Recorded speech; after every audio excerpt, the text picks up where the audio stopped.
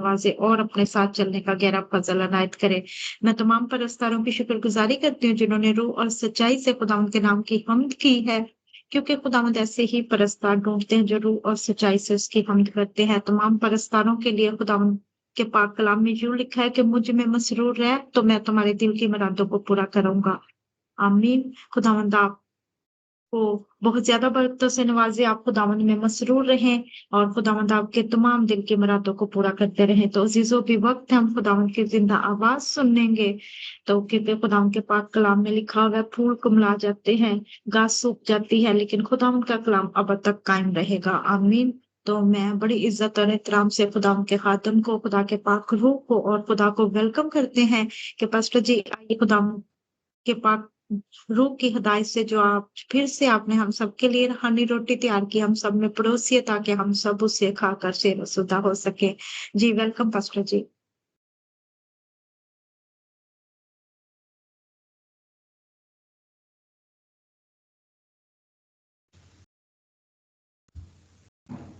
जी, pastor जी आप हमारे साथ हैं, welcome. Thank you very much बेटा, गॉड ब्लेस यू। आपने अच्छी तरह मीटिंग लीड की और तमाम लोगों का शुक्रिया अदा करना चाहता हूं जिन्होंने आज की इस महफिल को सजाया। खुदावंद आपके साथ हो और आपको बरकत से नवाजे। जिंदगी में कुछ ऐसे वाकयात होते हैं जो हमें हमेशा याद रहते हैं। कई दफ़ा जैसे वक्त गुजरता जाता है, इंसान बूढ़ा हो जाता है, लेकिन इसके बावजूद जिंदगी में बहुत से वाकयात हैं जो हमें हर वक्त याद रहते हैं। मिसाल के तौर पे हम अपने बच्चों को बताते हैं कि जब वो छोटे थे तो वो कैसी हरकत करते थे, जब वो छोटे थे तो किस तरह उनकी हरकत से हम खुश होते थे। फिर हम उन्हें ये भी बताते हैं, बार बार बताते हैं, हम थकते नहीं हैं कि आपकी पैदाइश कैसे हुई, डॉक्टर कौन था, नर्सेस कौन थी, हालात हमारे कैसे थे। हम बताते रहते हैं। वो जब तक अकता नहीं जाते हम फिर भी बताते रहते हैं। वालिदैन होने के नाते हम खुश होते हैं कि हम उन्हें बता रहे हैं। ये ऐसे वाकयात हैं जो जिंदगी में हमेशा याद रहते हैं। मिसाल के तौर पे सितंबर 9/11 का वाकया हर एक को याद है। बड़े बड़े वाकयात हैं। यानी जब मैं छोटा था तो वो चांद पर अमेरिका गया और हम सब लोग आज भी उसको याद करते हैं कि किस तरह लोग टीवी के सामने बैठकर देख रहे थे कि ये चांद पर ये कैसे लोग जाते हैं।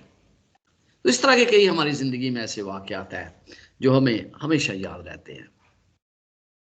जब हम आज जिस वाकया के मुतल्लिक मैं बयान करने जा रहा हूं वो यीशु मसीह की सलीबी मौत है। ये वाकया भी हमें हमेशा की तरह हमेशा याद रहता है। थोड़ी देर के लिए उन औरतों के बारे में सोचें जो कब्र पर सुबह सवेरे आई थी।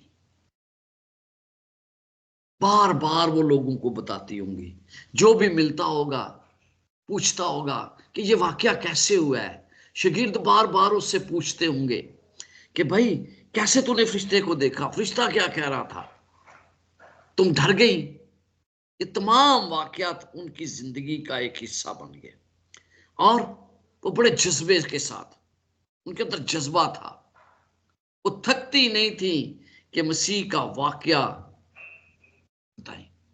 कई दहाइयों तक, कई सालों तक वो इन वाकया को बयान करती थी। उन्हें यकीन नहीं था, लेकिन इसके बावजूद उन्होंने इस वाकये को हमेशा बयान किया।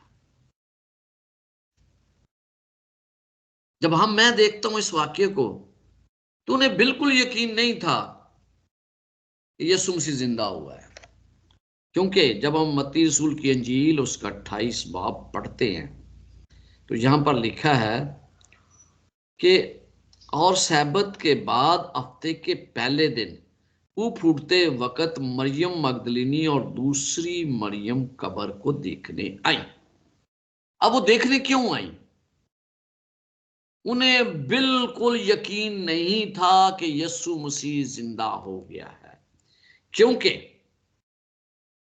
वो क्या खुशबूदार चीजें लेकर आई थी। सोच क्या आ रही थी? सोच ये रही थी कि वहां पर तो पत्थर पड़ा है, किस तरह हम उन्हें बताएंगे कि रूमी रस्मों सॉरी यहूदी रस्मों और रिवाज के मुताबिक हमें खुशबू लगानी है। वो खुशबूदार चीजें इसलिए लाई थी ताकि वो उसके जिस्म को लगा सके, ताकि जिस्म जो है उससे अच्छी स्मेल आए, अच्छी खुशबू आए।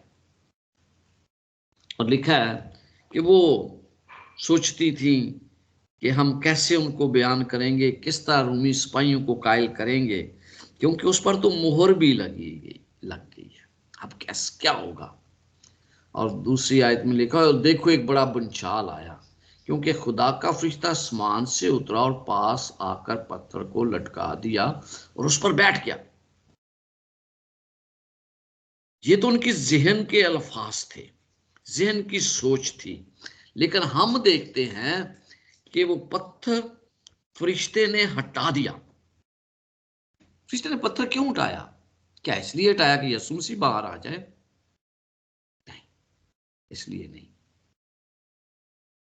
इसलिए कि वो औरतें देख सके कि यीशु मसीह कब्र में नहीं है, उसकी कब्र खाली है। वो इसलिए कि आज जितने लोग जाते हैं उस कब्र को देखते हैं कि वो खाली है। वो आज भी गवाही दे रही है कि यीशु मसीह जिंदा हो गया। इसीलिए उन्होंने उस पत्थर को हटा दिया था। क्या लिखा है बाइबल मुकद्दस में? और उस पर बैठ गया। उसकी सूरत बिजली की मानद थी और उसकी पोशाक बर्फ की मानद सफेद थी, और उसके डर से निगहबान कांप उठे और मुर्दा से हो गए। फरिश्ता ने और उससे कहा, तुम ना डरो, क्योंकि मैं जानता हूं कि तुम यस्सु को ढूंढती हो जो मसलूब हुआ था। यहां पर आप क्या देखते हैं? निगहबान कांप गए, कांपने लगे, औरतें भी डर गई। लेकिन क्या फरिश्ते ने वो निगहबानों को क्यों नहीं कहा कि आप ना डरो, जबकि वो इनसे कह रहा है, औरतों से, कि तुम मत डरो, क्योंकि मैं जानता हूं कि तुम यस्सु को ढूंढती हो जो मसलूब हुआ था। वो यहां नहीं बल्कि जी उठा है। वो परेशान थी। एक बात हमेशा याद रखें, खुदा ने बार बार बहुत से लोगों को कहा कि डरो मत। मरियम को कहा, यूसुफ को कहा, इसके अलावा भी बहुत से लोग हैं जिन्हें जब फरिश्ता मिला तो उसने कहा कि डरो नहीं। खुदा के लोगों को खुदा कहता है कि डरो नहीं, लेकिन दूसरों का वो जिम्मेदार नहीं है। खुदा के लोगों को नहीं डरना चाहिए, क्योंकि मैं यहां पे देखता हूं कि उन्होंने कोई भी नहीं कहा, उन पहरेदारों को नहीं कहा जो कांप रहे थे, जो तकरीबन मुर्दा से हो गए। और फिर लिखा है कि तुम यीशु को ढूंढती हो, वो यहां नहीं, क्योंकि अपने कहने के मुताबिक जी उठा है। देखो ये जगह जहां वो पड़ा था। पहली बात जो आज मैं बताना चाहता हूं, उसने कहा कि देखो, देखो, जहां देखो। दूसरी बात वो 7वीं आयत में करता है, जाकर बताओ। दो चीजें जो मुझे और आपको आज करनी है, देखो और जाकर बताओ। यही उनके लिए पैगाम था, और इसीलिए वो बताते हुए थक नहीं रही थी, क्योंकि उन्हें पता था, आओ देखो, जाकर बताओ। बड़ा ग्रेट मैसेज भी है। जब तक हम यीशु मसीह को खुद नहीं देख लेते, जब तक हमारा यीशु मसीह के साथ अपना जाती तल्लक कायम नहीं होता, जब तक हम उसे अपना शख्सी निजात दहिंदा नहीं कबूल करते, जब तक हम उसका टेस्ट नहीं करते, हम दूसरों को क्या बता सकते हैं? पहली बात जो उनसे कही, आओ देखो, देखो आकर, फिर जाकर बताओ। और जब तक मैं देखूं नहीं, क्या खुदा चाहता है मैं देखूं? वो चाहता है कि मैं उसकी जिंदगी का हर पहलू देखूं, वो चाहता है कि मैं उन बातों को याद करूं जो उसने पुराने जमाने में लोगों की किस तरह उनकी जिंदगी में मौजूद किए। वो ये चाहता है कि जब से आज तक मेरी जितनी उम्र है मैं उस जिंदगी को देखूं और फिर अपनी जिंदगी से उसकी गवाही दूं। ये हैं वो वाकयात जो यीशु मसीह से मुतल्लिक़ है। 40 साल तक ये वाकयात वो लोगों को बताते रहे। जो लोग मसीह पर ईमान लाते हैं उनके लिए आज भी यही अल्फाज है। क्या है इरशाद आज़म? क्या है? जाओ जाकर बताओ लोग। लेकिन जब तक मुझे तजर्बा नहीं, मैं कैसे बता सकता हूं? मुझे उसका तजर्बा करना जरूरी है। हर कोई ये अल्फाज तलाश में है कि खुदा मैं किस तरह लोगों को तसल्ली दूं। मुझे एक वाकया याद आता है, और वो वाकया क्या है? एक शख्स ऑडियंस में बैठा हुआ था। पादरी साहब ने कहा कि आप में से किसी का कोई सवाल है? उसने कहा हाँ मेरा सवाल है। उसने कहा ऊपर स्टेज पर आ जाओ। वो स्टेज पर गया। पादरी साहब उसको माइक पकड़ा रहे हैं। तो कह रहे 1 मिनट ठहर जाए। उसने अपनी जेब से एक माल्टा निकाला। माल्टा निकालकर भाई साहब कहते यार जल्दी बताओ, दूसरे लोगों ने भी सवाल करने, आप इधर आके खड़े हो गए, माल्टा निकाल लिया। कहते 1 मिनट ठहर जाए जी मैं बताता हूँ। उसने माल्टा छीला। माल्टा छीलने के बाद उसने खाया, और खाने के बाद पादी साहब बार बार उसको कह रहे सवाल करो यार सवाल करो। उसने कहा जी अब मैं सवाल करने के लिए तैयार हूँ। उसने कहा कि मुझे आप बता सकते हैं कि माल्टे का टेस्ट कैसा था, ये खट्टा था या मीठा था? भाई साहब गुस्से में, भारी बेवकूफ, मुझे क्या पता, तुझे पता तो खाया तो तूने। उसने कहा मसीही जिंदगी भी ऐसी है, अगर आपको तजर्बा नहीं है ना तो आप बता नहीं सकते हैं उस पार क्या है। उस पार क्या है? इन औरतों ने वो तजर्बा किया। आओ देखो, यूना इंद्रयास ने जब यीशु मसीह को देखा तो उसके पीछे हो लिए, और फिर उन्होंने पूरी दुनिया को बताने की कोशिश की है। फिलिप्पस नतनएल के पास गया और उसको कहता है हमें ख्रिस्तस मिल गया, यानी मसीह मिल गया है। उसने कहा कि उसने उससे पूछा तो उसने कहा आकर देख लो, तजर्बा करो। जब तक हम तजर्बा नहीं करते हम किस तरह दूसरों को बता सकते हैं? यूहन्ना 4 बाब में सामरी औरत की कहानी बताई जाती है। उसने जाकर लोगों को बताया और लोगों ने कहा कि हमने खुद देख लिया है। अजीजों, क्या मेरी जिंदगी से मसीह लोगों को नजर आता है या नहीं आता? आओ देखो और जाकर बताओ दूसरों को। ये है अहम तरीन पैगाम। मुकाशवा 22 बाब और उसकी 16वीं आयत में यूं लिखा है। अगर आपके पास बाइबल मुकद्दस है तो जरूर जरूर निकाला करें, मोबाइल से देख लिया करें। लेकिन बड़ा अच्छा लगता है जब हम कलाम मुकद्दस को देखते हैं। कहता है मुझे यस्सु ने अपना फरिश्ता इसलिए भेजा कि कलीसियों के बारे में तुम्हारे आगे इन बातों की गवाही दे। मैं दाऊद की असल और नस्ल और सुबह का चमकता हुआ सितारा हूं। किस लिए भेजा उसने? ताकि हम दूसरों को गवाही दे। इन औरतों ने उम्र भर यीशु मसीह की गवाही दी है। तो अजीजों, जब ये कब्र पर आई थी तो उन्हें तो कोई यकीन नहीं था, वो तो परेशान थी। लेकिन वो जानती नहीं थी कि क्या करेंगी जाके, कोई इल्म नहीं है। लेकिन उन्होंने ईमान के साथ पहला कदम उठा लिया। ईमान के साथ पहला कदम उठा लिया और जब हम ईमान के साथ पहला कदम उठाते हैं तो मेरा खुदा नामुमकिन चीजों को मुमकिन बना देता है। लेकिन मेरे अंदर इतना ईमान हो कि मैं पहला कदम तो उठाऊं, बाकी कदम वो खुद मुझे मेरे कदमों को पकड़ कर रखेगा कि कहां रखना है। फिर हम देखते हैं जितना यर्दन पर बनी इस्राएल कौम खड़ी थी, खुदावंद ने क्या कहा? उन्होंने कहा कहनों को बोलो कि पानी में कदम रखे। और जैसे उन्होंने पानी में कदम रखा, दरिया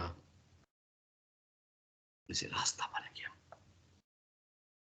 यीशु के साथ मेरा जाती तजर्बा होना इंतहाई जरूरी है। मुझे खुद देखना है और परखना है, किसी के कहने पर नहीं।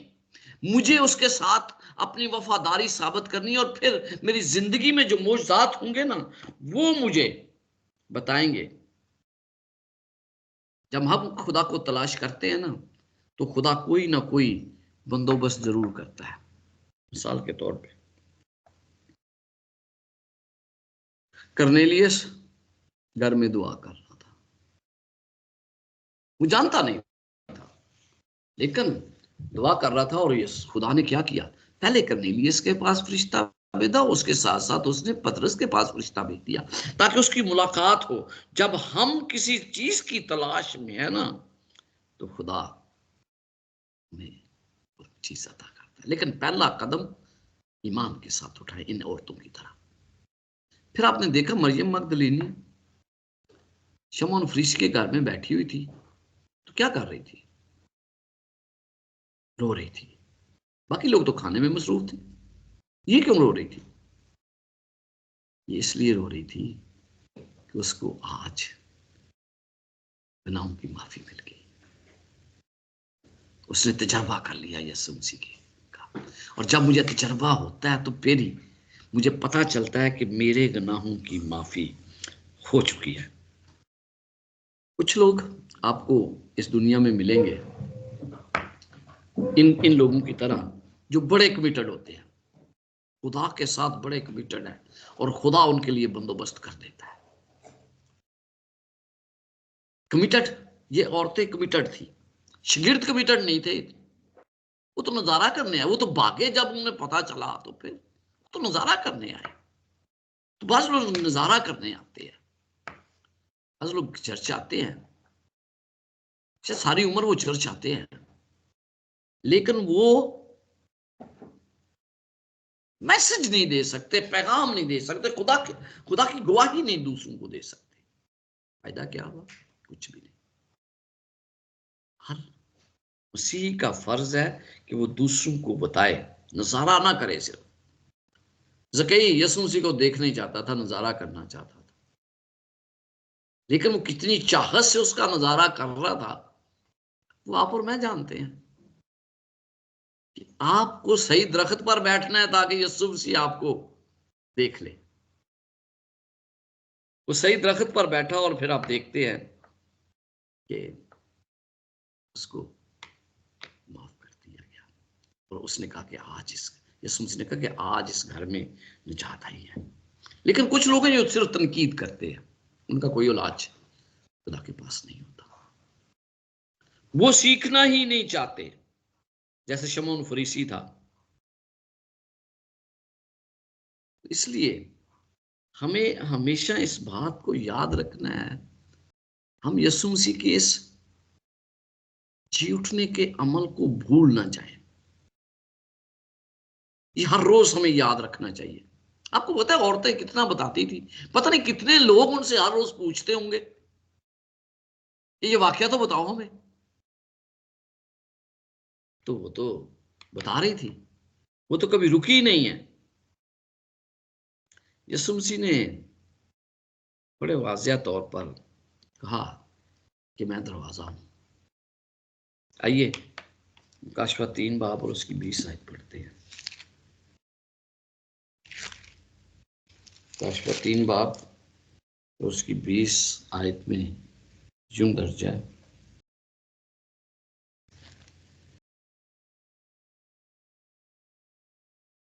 देख मैं दरवाजे पर खड़ा हुआ खटखटाता हूं। अगर कोई मेरी आवाज सुनकर दरवाजा खोलेगा तो मैं उसके पास अंदर जाकर उसके साथ खाना खाऊंगा और वो मेरे साथ।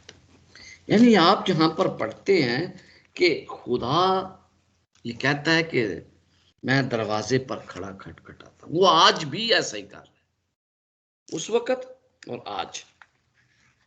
खुदा आज भी चाहता है कि उसके लोग उसके लिए दरवाजा खोलें, और जब हम उसके लिए दरवाजा खोलेंगे तो फिर यकीनन हमें पता चलेगा कि खुदा हमारा कितना ख्याल रखता है।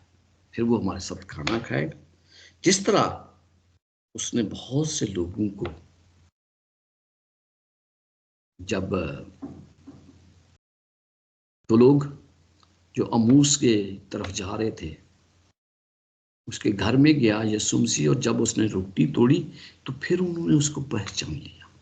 तो जब तक हम उसको अपने घर में इनवाइट नहीं ना करते, हम उसको पहचान भी नहीं सकते, और जब पहचान नहीं सकते तो फिर हमें तजर्बा नहीं होता, और जब तजर्बा नहीं होता तो फिर हम उसको दूसरों को क्या बताएंगे। बहुत से लोग इस दावत को भूल जाते हैं। जैसे मैंने अभी अभी पढ़ा, मैं दरवाजे पर खड़ा खटखटाता हूँ। एक पादरी साहब थे, वो किसी के ना मुलाकात करने के लिए उनके घर में गए, और जब वो दरवाज़ा खटखटा रहे थे तो कोई दरवाज़ा नहीं खोल रहा था। और आपको पता है घर में 7 लोग भी हों ना, तो दरवाज़ा खटखटाओ तो दूसरे लोग सोचते हैं कि कोई दूसरा ही जाकर खोल दे दरवाज़ा। किसी ने खोला नहीं, उसने एक कार्ड नीचे फेंका और उसने मुकाशवा 3 बाप उसकी 20 आयत लिखकर अंदर फेंक दिया कार्ड। उसमें क्या लिखा था? मैं दरवाजे पर खड़ा खटखटाता, तुमने दरवाज़ा नहीं खोला। और ये आयत पूरी उसने लिख के तो उनको बेच दी। अगले हफ्ते वही कार्ड उसको मिल गया ऑफरिंग बैग में, और उसमें पैदाइश 3 बाप और उसकी 10 आयत लिखी हुई थी उसी कार्ड के ऊपर। वो आयत क्या है? उसने कहा, मैंने बाग में तेरी आवाज़ सुनी और मैं डरा क्योंकि मैं नंगा था और मैंने अपने आप को छुपाया। खुदा,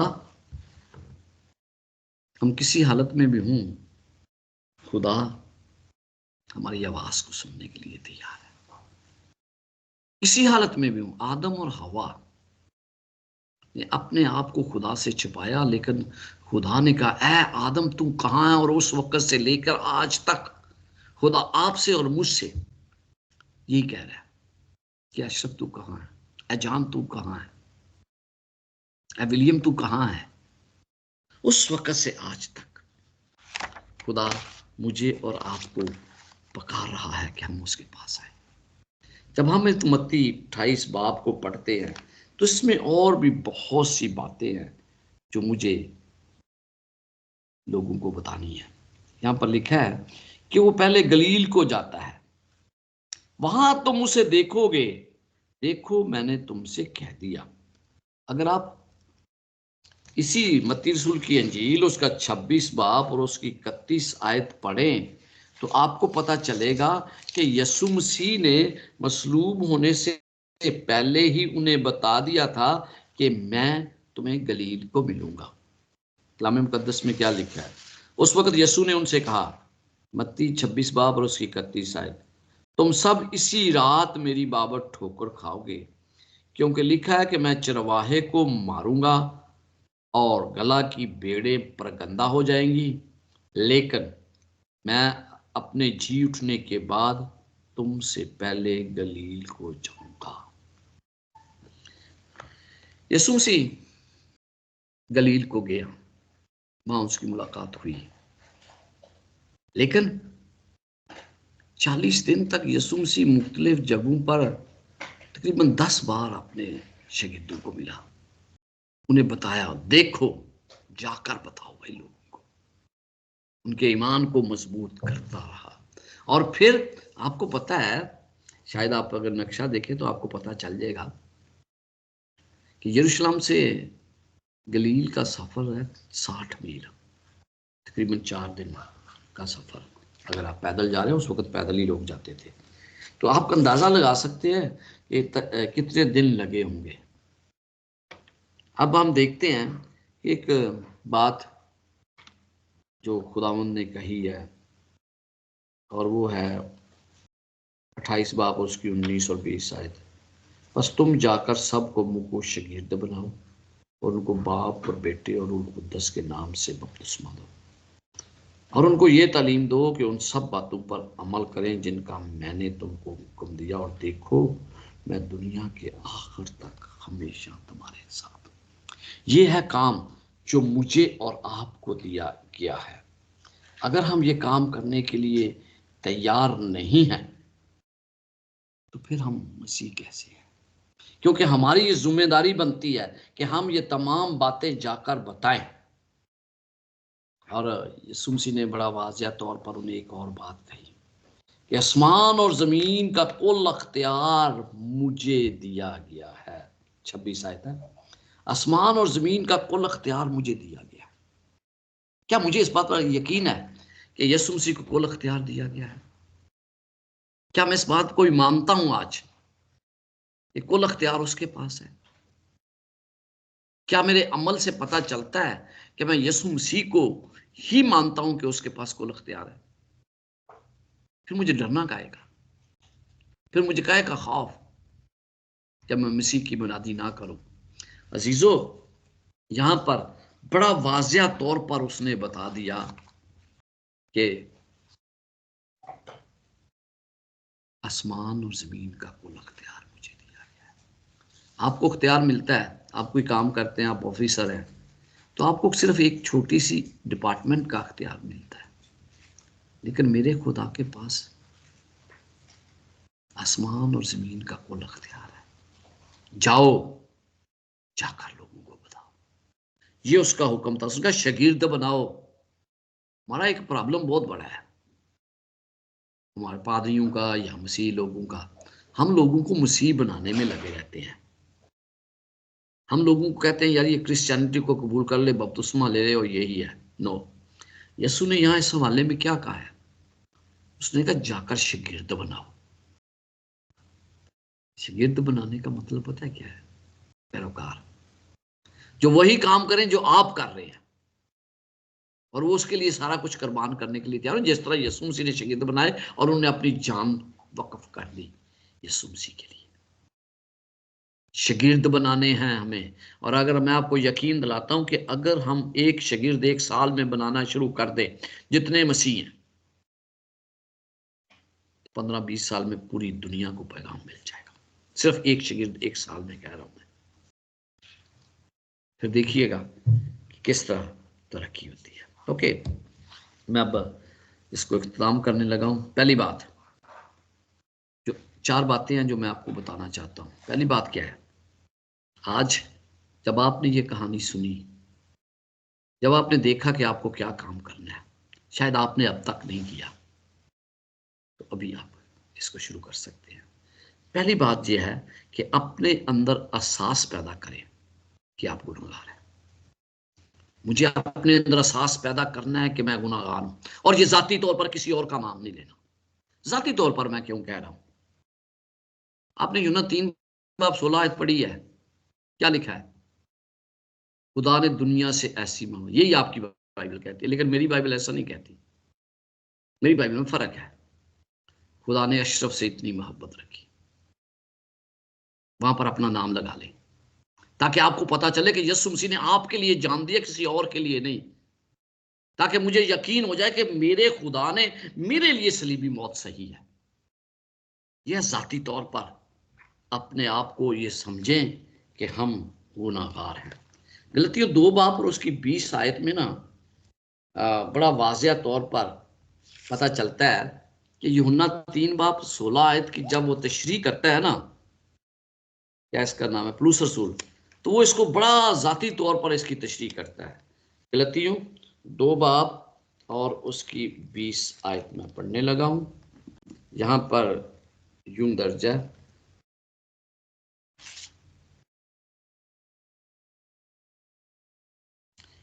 मैं मसीह के साथ मसलूब हुआ हूं। कहता है कि मैं क्या हूं, मसीह के साथ मसलूब हो चुका हूं।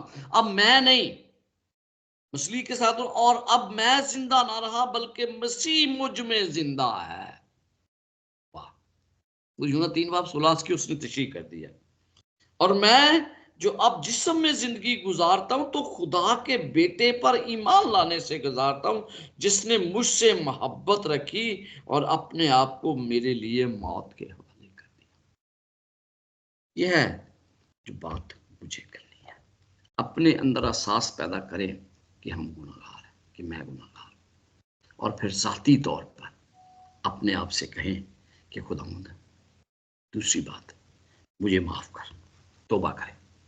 जाती तौर पर आपने तौबा करनी है, और फिर यीशु मसीह माफ करने के लिए तैयार है। लेकिन आप तौबा तो करें। और तौबा है क्या?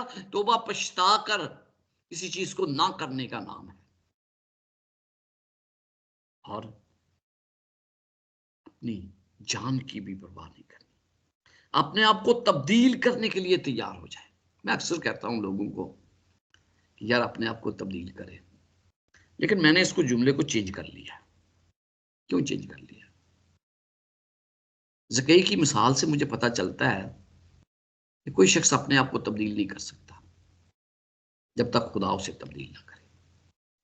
लेकिन यह है, मैं आपसे ये कह रहा हूं कि आप तब्दील होने की कोशिश करें। तब्दील होने के लिए यीशु मसीह से कहें कि मैं तब्दील हो। आप तैयार हूं तब्दील होने के लिए, तो वो आपको तब्दील कर देगा। जब तक मैं तैयार ही नहीं हूंगा, वो तब्दील मुझे कैसे करेगा? तो इसलिए उससे कहें कि वो आपको तब्दील करे। यूहन्ना पहला बाब और उसकी 12वीं आयत में लिखा है, यूहन्ना रसूल की अंजील उसका पहला बाब और उसकी 12 आयत, यहां पर लिखा है, लेकिन जितनों ने उसे कबूल किया उसने उन्हें खुदा के फर्जंद बनने का हक बख्शा, यानी उन्हें जो उसके नाम पर ईमान लाते हैं। यानी जब हम उसे कबूल कर लेते हैं तो फिर हमारी नई पैदाइश होती है, मसीही पैदाइश। कोई फर्क नहीं पड़ता आप मसीह खानदान में पैदा हुए हैं, कोई नहीं है। आज लोग बहुत से फख्र से कहते हैं मैं मसीह खानदान में जी शुरू से ही पैदा हुआ हूं। पैदा होने से कोई फर्क नहीं पड़ता, नई पैदाइश से फर्क पड़ता है। जब आप तौबा करते हैं फिर नई पैदाइश से फर्क पड़ता है। यीशु मसीह को अपना शख्सी निजात दहिंदा कबूल करें, ये तीसरी बात है। वो आपका निजात दहिंदा है। और फिर वो कहता है मेरा सरेआम इकरार करो, सरेआम कहो कि मैंने मसीह को कबूल कर लिया है। सब लोगों के साथ मिलकर कहो कि मैंने मसीह को कबूल कर लिया। ढकी छुपी बात नहीं, क्योंकि उसने फरमा दिया कि अगर तुम आदमियों के सामने मेरा इनकार करोगे तो मैं बाप के सामने तुम्हारा इनकार करूंगा, और अगर तुम आदमियों के सामने मेरा इकरार करोगे तो मैं बाप के सामने तुम्हारा इकरार करूंगा। तो फिर मुझे सरेआम उसका इकरार करना है, चुप करना है। चौथी बात और आखिरी बात, फौरी तौर पर उसे जवाब दे। जो काम वो कहता है, जो आपको तालीम का पता चल जाता है, उसको फौरी तौर पर जवाब दे। वो हर एक को बुलाने के लिए तैयार है, चाहे आपकी हालत कैसी भी है। टूटे हुए लोगों को खुदा बुलाता है, जख्मी लोगों को खुदा बुलाता है, जो मुआशरे के जख्म सह रहे हैं उन्हें खुदा बुलाता है। आओ देखो, तजर्बा करो और दूसरों को जाकर बता दो। आए हम मसीह का तजर्बा अपनी जिंदगी में करें, अमली तजर्बा करें। और जब हम अमली तजर्बा कर लेंगे तो फिर अपने अंदर में एहसास पैदा हो जाएगा कि मैं गुनाहगार हूं। फिर मैं तौबा करूंगा, यीशु मसीह को अपना शख्सी निजात दहिंदा कबूल करूंगा, और फिर मैं क्या करूंगा, मैं फौरी तौर पर उन बातों पर अमल करना शुरू करूंगा जो मुझे आज तक याद है। खुदावंद आपके साथ और आपको बरकत से नवाजे। आमीन। आमीन आमीन। थैंक यू पास्टर जी, आपको बहुत ज्यादा बरकत से नवाजे इस खूबसूरत और बाबरकत कलाम के लिए जो